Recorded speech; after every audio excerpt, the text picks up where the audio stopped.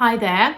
So this is the second part of the video series that I'm doing called the Trauma Survival Guide.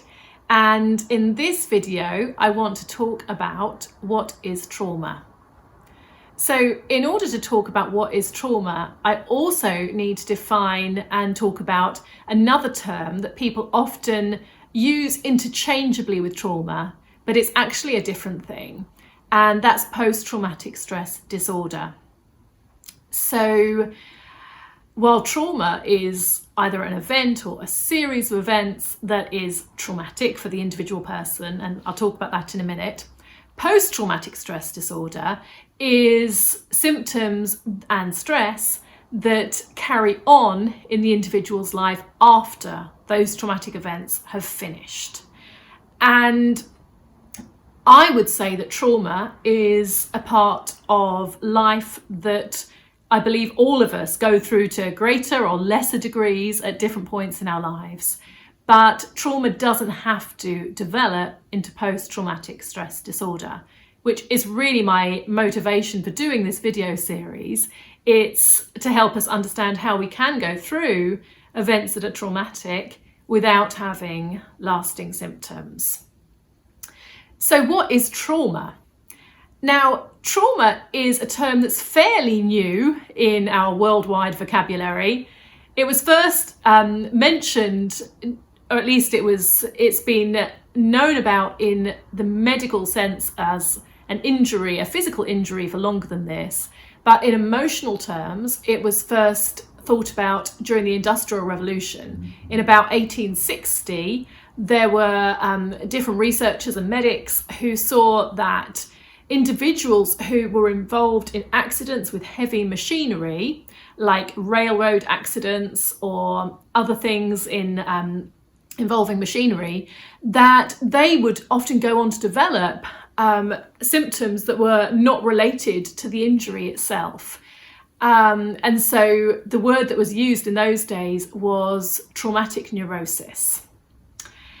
Then during the First World War, this whole idea of traumatic neurosis really came into its own as it was observed that soldiers on the battlefield would often develop these peculiar psychological and physical symptoms, again, that were unrelated to an actual injury.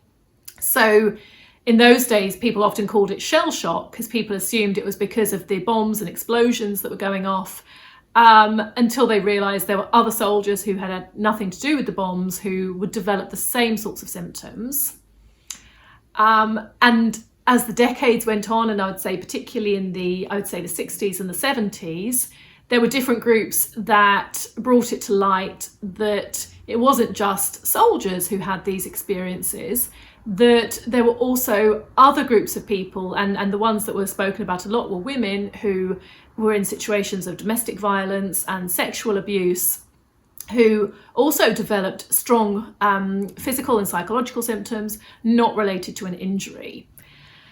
So the term post-traumatic stress disorder was first coined in 1980, and then it came into like our regular medical language.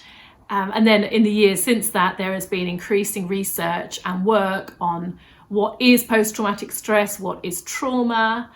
And one of the questions that people had at the beginning was, how serious does an event have to be to qualify as traumatic? So there was some thought about, well, maybe if it's an event that actually puts your life at risk or puts you in immediate physical danger, that would be traumatic. But if it was something that doesn't actually put you in physical danger, it doesn't qualify as trauma. But in more recent years, there's been a much deeper and wider understanding of trauma that I really appreciate and I think is right, that takes the emphasis away from how serious a particular event was and puts it onto how it's perceived by the individual person.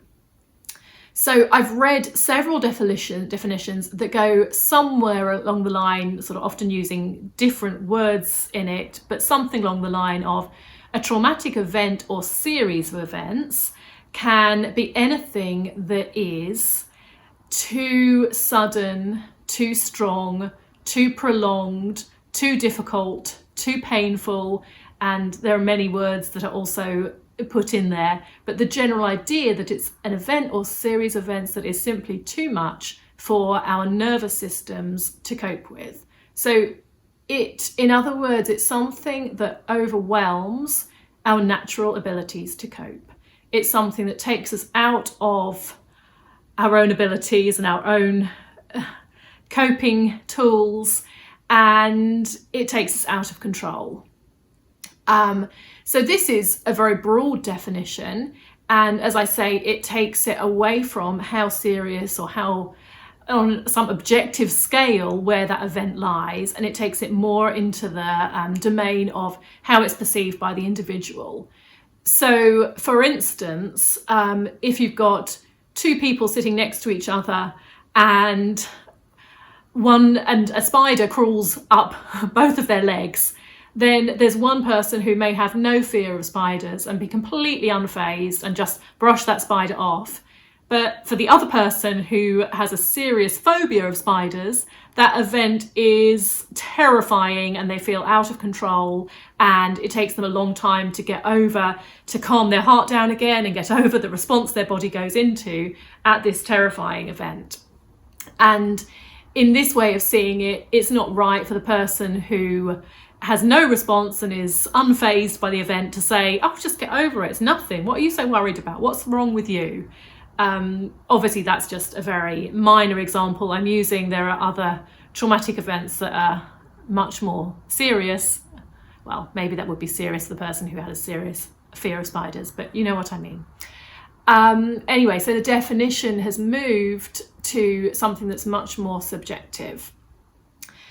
And as I say, I like this very wide and encompassing definition of trauma, because what it does is it puts trauma firmly into the bracket of normal life experience, which is where I think it belongs, because I think that every single one of us, numerous times throughout our lives, go through traumatic events. And some of these are very big things and some of them are much smaller, everyday things. But that sense of, okay, I can't cope with this, I'm overwhelmed, I'm out of control here, is something that gets triggered in us and we go through multiple times throughout our lives. And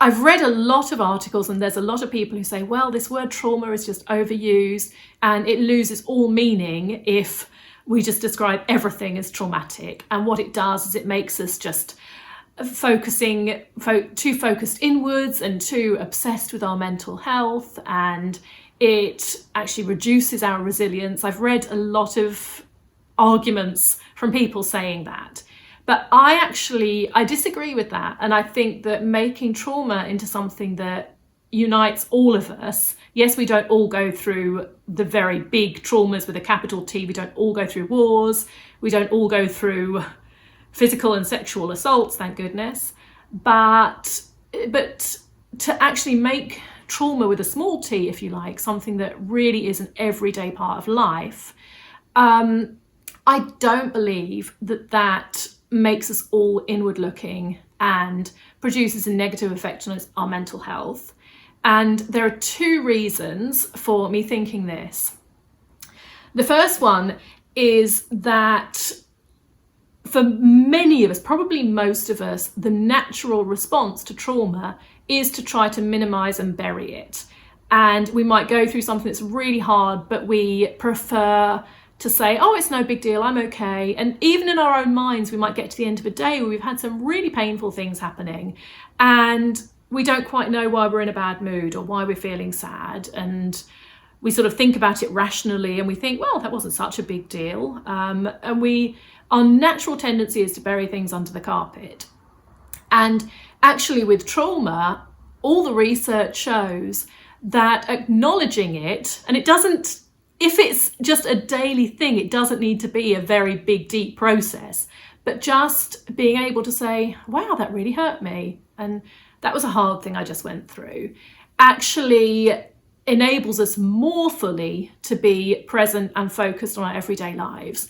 Because when we get into the habit of burying and ignoring our little traumas, then they don't go away. They stay inside us as a sense of hurt and stress, and it makes us less able to live our normal lives in an authentic way where we're in touch with ourselves. So that's one reason why I think it is a good thing to be able to, in small ways, acknowledge things that have been traumatic in our lives. And the other reason I think it's good for us to realise that all of us walk through trauma very often is that the smaller traumas can help prepare us for the bigger ones.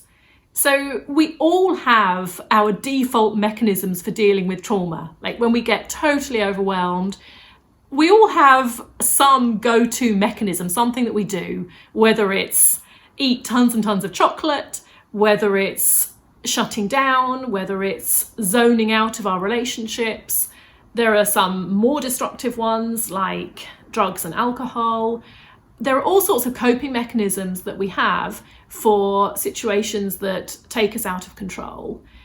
And with the small traumas in our lives, if we can start to identify, how do I cope with trauma? How do I cope with this sense of being out of control? How do I cope with highly stressful events?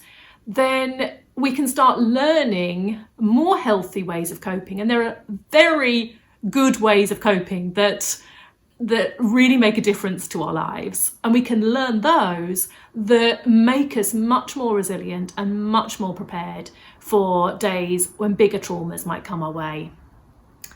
So there's loads more to say on this topic, and I've just scratched the surface of it. But that just gives some sort of working definition of trauma and post-traumatic stress disorder that we can then build on in future videos. So I'll say goodbye for now.